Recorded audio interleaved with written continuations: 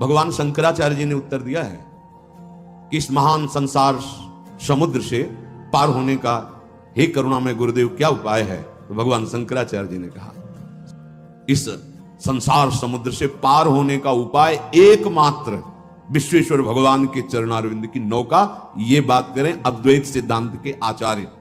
यदि तुम तैरने में बहुत कुशल हो तो फिर तुम्हारा प्रश्न कैसे हुआ कि भाव नहीं बढ़ रहा, हमें कुछ लाभ नहीं मिला? इसका मतलब तुम अच्छे तैराक नहीं हो। और परिणाम में बता दें, इसमें अच्छे से अच्छे तैराक भी इस भव समुद्र को पार नहीं कर पाते। तुम्हें नाव मिल गई है, नाव। श्री हरिवंश प्रताप से नाव मिल गई है। नाव क्या है? नाम। और इस नौका का खेवक कौन है? स्वयं आप, नामी, वही गुरुदेव है। आप तो बस चुपचाप नाव में बैठ गए और तरंगों का आनंद लेते हुए सुखपूर्वक भव समुद्र से पार हो गए। नाव क्या पहले समझ लीजिए। नाम, नाम नौका। अगर आप नाम नहीं जप रहे तो आप नौका में नहीं बैठे हैं।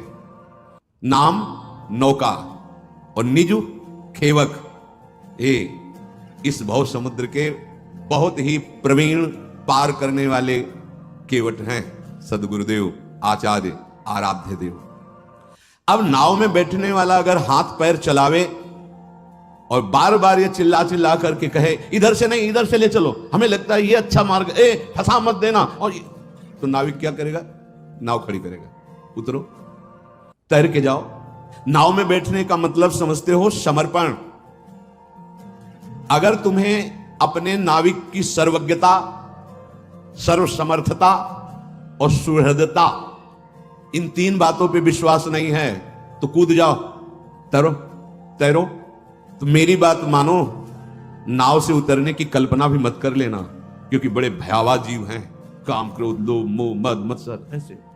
जब तुम्हें नाव में बैठने का अवसर मिल गया तो आप तुम्हें अपनी चिंता नहीं करनी। तुम अपनी चिंता करने वाले होते कौन हो? कितनी कितनी मस्त एकदम हृदय में शीतलता प्रदान करने, तुम होते कौन हो चिंता करने वाले? तुमने अपने आप को प्रभु की शरण में दे दिया है। चिंता क्यों कर रहे हो? अब तुम नाव पे बैठ गए हो, भगवद आश्रित हो गए हो। तुम आज से अपने आप को अपने आराध्य देव के चरणों में पूरा का पूरा समर्पित कर दो।